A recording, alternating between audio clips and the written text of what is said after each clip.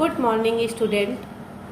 आशा करती हूँ पिछला चैप्टर आप लोग ने कंप्लीट कर लिया होगा, उसका नोट्स बना लिया होगा।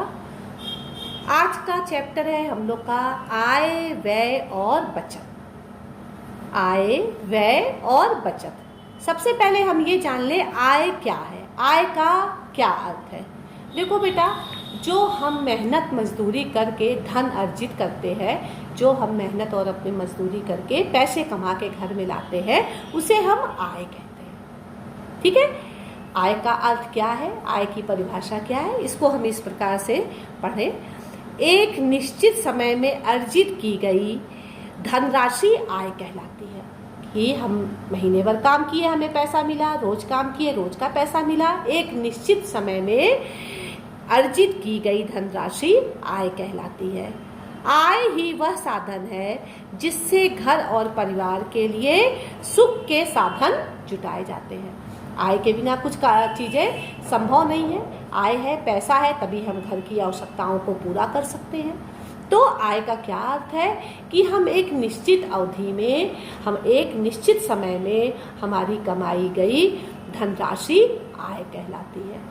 ठीक है, अब हम पढ़ेंगे कि आय के प्रकार। क्या पढ़ेंगे? आय के प्रकार। तो देखो, आय के दो प्रकार होते हैं।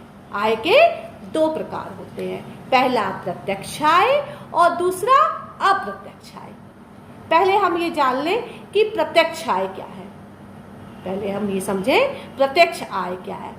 देखो, जो हम मेहनत मजदूरी करके जो हम पैसे कमाते हैं, जिस मेहनत और मजदूरी करके हमारे हाथ में हमको कैश मिल जाता है, पैसा मिल जाता है, वह क्या हुआ? प्रत्यक्ष आय हुआ। प्रत्यक्ष आय क्या हुआ? जो मेहनत मजदूरी करने के बाद हमें धनराशि मिल जाती है कैश के रूप में, उसे हम कहते हैं प्रत्यक्ष आय। प्रत्यक्ष आय क्या है? अब इसको देखो, इस तरह से पढ़ते हैं। परिवार के मुखिया तथा परिवार के अन्य सदस्यों द्वारा मेहनत करके कमाई गई धनराशि जो प्रत्यक्ष रूप से प्राप्त होती है, प्रत्यक्ष आय कहलाती है।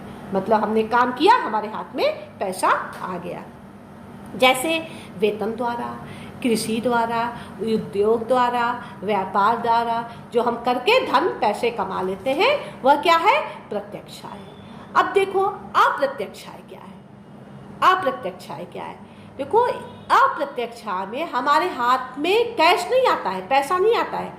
हमारे हाथ में क्या आता है? पैसे के बदले उसकी सुविधा प्रदान की जाती है। हमें उसके पैसे के बदले हमें उस चीज़ की सुविधा दे दी जाती है। जैसे एक छोटा सा उदाहरण लो, अगर मेरा बच्चा स्कूल में पढ़ रहा है, हमारे स्कूल में मेरा बच्चा भी पढ़ रहा है, तो मेरे बच्चे की वहाँ पे क्या है? फीस माफ़ है, बस का किराया माफ़ है। तो क्या हुआ कि हमारे हाथ में पैसा तो नहीं आया, लेकिन उतने पैसे की मुझे सुविधा दे दी गई कि आपके बच्चे की फीस माफ़ कर दी गई और बस का किराया माफ़ कर दिया गया। तो उतना पैसा तो हमारा बच्चा, प्रत्यक्ष रूप से मेरा पैसा हमारे हाथ में तो नहीं आया, लेकिन उतने पैसे की सुविधा प्रदान हो गई। इसी तरह से समझो, रेलवे वाले का रेल का किराया माफ़ होता है, उन्हें एक क्वार्टर मकान मिल जाता है, उनकी दवाइयों का पैसा नहीं लगता है।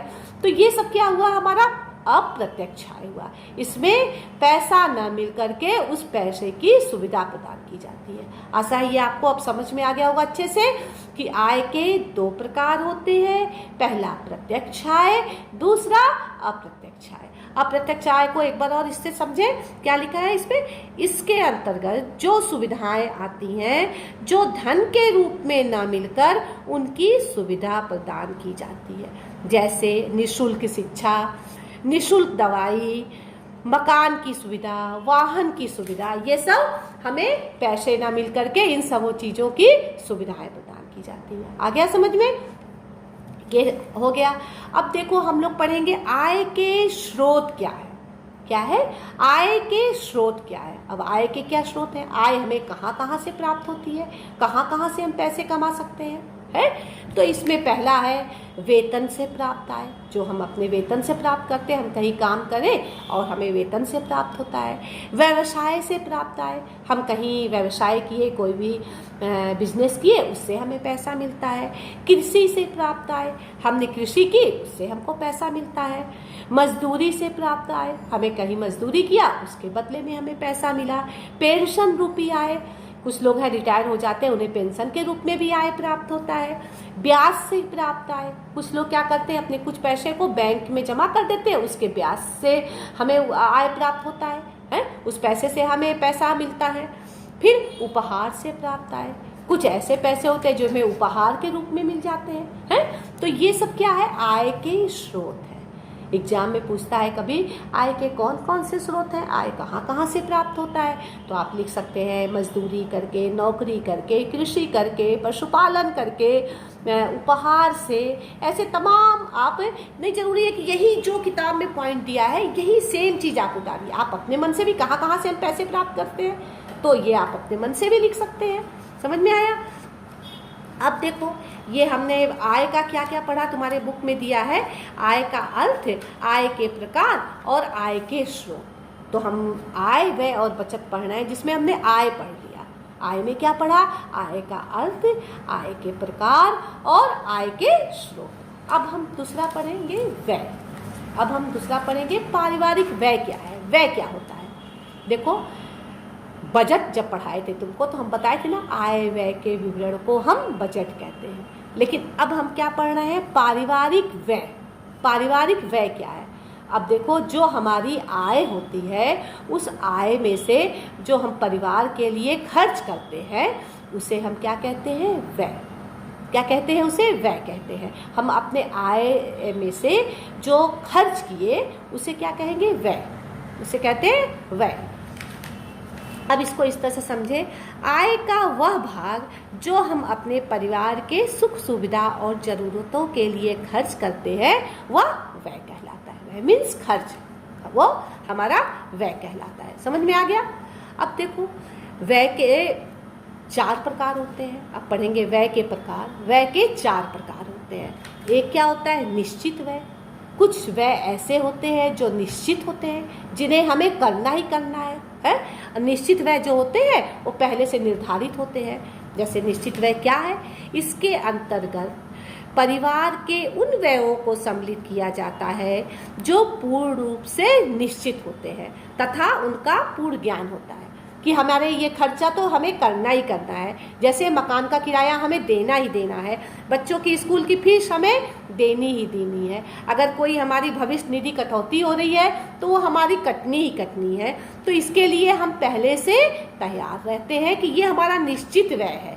ये व्यय मीन्स खर्च है, कि मतलब ये खर्च तो हमें करना ही करना है। तो पहला होता है व्यय के प्रकार में निश्चित व्यय। दूसरा होता है अर्धनिश्चित व्यय। अर्धनिश्चित व्यय क्या है कि इसे हम ना अपने ज़रूरतों के हिसाब से कम बेसी कर सकते हैं। थोड़ा कम में भी खर्चा चला सकते हैं और थोड़ा अगर पैसा ज़्यादा है, अगर पैसा देख रहे हैं कि अभी है हमारे पास, तो थोड़ा उस अधिक भी खर्चा कर सकते हैं। तो अर्धनिश्चित व्यय क्या है, इसके अंतर्गत परिवार के उन व्ययों को सम्मिलित किया जाता है जिन्हें प्रति माह करना तो निश्चित होता है। जैसे कि हम भोजन है, मान लो भोजन है, करना तो निश्चित है कि भोजन पे मुझे खर्च करना है, लेकिन उसमें थोड़ा कम बेसी हम कर सकते हैं, है कि नहीं है। भाई पैसा अधिक है तो अच्छे अच्छे फल खाएंगे, थोड़ा कम है तो थोड़े कम चीज़ों में खर्चा चला लेंगे। तो ये रहता है, परंतु उनकी मात्रा कम या अधिक हो सकती है। निश्चित होता है खर्च हमें करना है, लेकिन उसको हम अपने हिसाब से कम बेसी कर सकते हैं। जैसे भोजन है, समझ लो मोबाइल का बिल देख रहे हैं, मेरा खर्चा अधिक बढ़ रहा है तो हम थोड़ा मोबाइल पे कम बातें करेंगे, कम उसमें वो करेंगे। कपड़ा, पैसा है तो अच्छा कपड़ा लेंगे, नहीं तो थोड़ा मामूली कपड़ों में काम चला लेंगे। तो ये व्यय ऐसा होता है जिसे हम अपने आय के हिसाब से थोड़ा घटा बढ़ा सकते हैं। समझ में आ गया? पहला था निश्चित व्यय, दूसरा था अनिश्चित व्यय, तीसरा होता है अन्य व्यय। अन्य व्यय में क्या होता है, जैसे ये ऐसा व्यय होता है जो कि हमारे आय पे निर्भर करता है। अगर हाँ आय पे निर्भर करता है, ये हमारी सुविधा होती है। अगर हमारा आय अधिक है तो उस सुविधा के अनुसार हम खर्च करेंगे। जैसे मनोरंजन, विलासता, होटल जाना, पिक्चर देखना और भी घूमना फिरना, ऐशो आराम करना, ये सब अन्य व्यय में आता है कि अगर हमारे पास पैसा इफरात है तो हम इस तरह मनोरंजन करें, खर्च करें। तो अन्य व्यय क्या है, इसके अंतर्गत उन व्ययों को सम्मिलित किया जाता है जिनका निर्धारण पूर्ण रूप से व्यक्ति की आय एवं सुविधा पर निर्भर करता है। समझ में आया? अगर मेरे पास पैसा अधिक है तो हम अपने घर में एसी लगवा लेंगे, है कि नहीं है। फिर हम फैन कूलर से क्यों काम चलाएंगे। तो अगर हमारी आय अच्छी है तो हम अपनी सुविधा उस हिसाब से बढ़ा देंगे। ये व्यय अनिवार्य एवं निश्चित नहीं होते हैं, ये व्यय अनिवार्य और निश्चित नहीं होते हैं। ये व्यय जो होते हैं वह मनोरंजन और विलासिता में आते हैं। समझ में आ गया होगा ये भी। अब देखो पढ़ेंगे आकस्मिक व्यय। आकस्मिक व्यय क्या है। देखो आकस्मिक व्यय वह व्यय है कि इसका कोई भी पूर्व निर्धारण नहीं होता है, ये अचानक आ जाता है। जैसे अचानक किसी रिश्तेदार के घर में शादी पड़ जाना, अचानक किसी का बीमार पड़ जाना। तो हम ये तो नहीं कहेंगे अरे हमने अपने आय में इसका लिए पैसा नहीं बचा के रखा है, मेरे आय में ये पैसा नहीं है, ऐसा नहीं होता है ना। इस आकस्मिक व्यय के लिए हर गृहिणी को पहले से तैयार रहना चाहिए। तभी उसी अपने व्यय में से कुछ पैसे बचा करके इस आकस्मिक व्यय के लिए रखना चाहिए कि अचानक कभी भी कोई कार्य पड़ जाए, कोई मेहमान आ जाए, कोई दुर्घटना हो जाए, कहीं शादी ब्याह पड़े, तो हम उस पैसे से खर्चा चला सकें। तो अब देखो पारिवारिक व्यय के प्रकार हमने पढ़ा। पारिवारिक व्यय के कितने प्रकार होते हैं। पारिवारिक व्यय के 4 प्रकार होते हैं। पहला निश्चित व्यय, दूसरा अर्धनिश्चित व्यय, तीसरा अन्य व्यय और चौथा आकस्मिक व्यय। आशा है आप लोग को ये समझ में आ गया होगा। अब देखो हमको क्या पढ़ना है इसमें। व्यय को प्रभावित करने वाले कारक। कौन कौन से कारक जो हैं हमारे व्यय को बढ़ा देते हैं और घटा देते हैं, है कि नहीं। पारिवारिक व्यय किस कारणों से बढ़ जाता है, किस कारणों से घट जाता है, ये हम पढ़ेंगे। व्यय को प्रभावित करने वाले कारक, खर्चे कैसे बढ़ जाते हैं, कैसे घट जाते हैं। तो इसमें सबसे पहला आता है परिवार। कौन कौन से कारक जो हैं वो परिवार को प्रभावित करते हैं। ठीक है, परिवार की व्यय को प्रभावित करते हैं। पहले परिवार का आय। अगर परिवार का आय अच्छा है तो हम व्यय अच्छे से करेंगे, है कि नहीं है। सबसे मुख्य कारण होता है परिवार का आय। परिवार का आकार। अगर परिवार का आकार बड़ा है, अगर उसमें ज़्यादा लोग हैं तो ज़्यादा खर्चा होगा, कम लोग हैं तो कम खर्चे में काम चल जाएगा। समझ रही हो ना। तो परिवार का आकार भी व्यय को बहुत प्रभावित करता है। जैसा हमारा परिवार अगर छोटा है कम पैसे में खर्चा चलेगा, बड़ा है तो बड़े में अधिक खर्चा होगा। रहन सहन का स्तर। देखो बेटा रहन सहन का स्तर भी पारिवारिक व्यय को बहुत अधिक प्रभावित करता है। जैसे अगर हम किसी का रहने का स्तर थोड़ा निम्न होता है, किसी का रहने का स्तर थोड़ा उच्च होता है। अब देखो किसी के घर जाओगी तो तुमको बिस्कुट पानी भी दे सकता है, किसी के घर जाओगी तो भाई तुमको कोल्ड ड्रिंक है, मिठाई है, उनका स्तर थोड़ा अच्छा होगा। तो भाई अगर अच्छे से हम किसी का भाव कहता है, अगर अच्छे से किसी का वो करेंगे तो खर्च अधिक होगा। हम अच्छे कपड़े पहनेंगे, हम अच्छे से रहेंगे, हम मेंटेनेंस अपना बना के रहेंगे। अब गांव के लोग हैं वो भी खाते पीते रहते हैं, लेकिन थोड़ा सा उनका स्तर शहर के स्तर से थोड़ा लो होता है, तो उनका थोड़ा कम खर्चे में भी काम चल जाता है। लेकिन शहर में रहने के वजह से लोग का खर्चा ज़्यादा होता है। तो रहन सहन का जैसा मेरा स्तर रहेगा वैसे हमारा व्यय जो है अधिक और कम खर्च होगा। सामाजिक और धार्मिक परंपराएं। देखो कुछ सामाजिक और धार्मिक परंपराएं ऐसी होती हैं जो हमारे व्यय को घटाती बढ़ाती हैं। जैसे कुछ देखो किसी के घर में होता होगा ये पूजा पाठ करो, ये त्यौहार आ गया है, ये घर में बुआ लोग को भेजो, ये यहाँ पे खर्चा करो, ये पंडित को करो, ये दान दो, है कि नहीं है। ये समाज में ये हो रहा है, मतलब कि वहाँ पे पैसा इन्वेस्ट करना। इस तरह से तमाम ऐसी सामाजिक और धार्मिक परंपराएं भी ऐसी होती हैं जो हमारे व्यय को प्रभावित करती हैं। अब रहने का स्थान, वही समझो अगर हम गांव में हैं तो कम खर्चे में चल जाएंगे, शहर में है, बड़े घर शहरों में है, अच्छी कॉलोनी में है, अच्छी सोसाइटी में है, तो भाई थोड़ा सा मेंटेनेंस बना के रहना पड़ेगा, हमारा खर्च थोड़ा बढ़ जाएगा। व्यक्तिगत व्यय, कुछ मनुष्य के खर्चे होते हैं, कुछ अपने भी खर्चे। कुछ लोग का पान सिगरेट शराब ये सब पीते हैं, कुछ ऐशो आराम करते हैं, उनके खर्चे अपने मतलब होते हैं। तो देखेंगे कुछ अगर व्यक्ति के कुछ खाता पीता नहीं है, कुछ उनके अपने खर्चे नहीं है, तो पैसा बचेगा। तो कुछ व्यक्तिगत व्यय भी ऐसे होते हैं जो व्यय को प्रभावित करते हैं। अब बच्चों पे व्यय कहते हैं, अगर बच्चे हैं तो भाई अगर हमें उच्च शिक्षा देनी है, उन्हें बाहर भेजना है पढ़ने के लिए, तो उस पर भी हमारा व्यय अधिक लगेगा। तो ये भी हमारे व्यय को प्रभावित करता है, खर्चों को प्रभावित करता है। अब अथवा पॉइंट है गृहिणी की कुशलता। अगर एक गृहिणी, अगर एक महिला कुशल है तो वह क्या करता है, कम खर्चे में भी अपने व्यय को अच्छे से कर लेगी। जो कहते हैं ना मितव्ययता की भावना, मितव्ययता मतलब होता है कि कम से कम आय में हम अधिक से अधिक सुविधा प्रदान करें, अच्छे से खर्च चलाएं, है।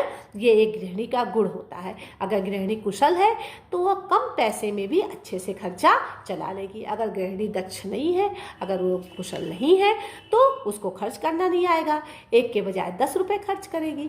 तो ये भी एक बहुत बड़ा व्यय को प्रभावित करने वाला कारण है कि गृहिणी कुशल होनी चाहिए। ठीक है, अब ये हम पढ़ लिए। अब देखो अभी मितव्ययता बताए है ना कि मितव्ययता क्या है, मितव्ययता से खर्च करना चाहिए। देखो बेटा, कुछ लोग कहते हैं मितव्ययता एक कंजूसी है। नहीं, मितव्ययता कंजूसी नहीं है।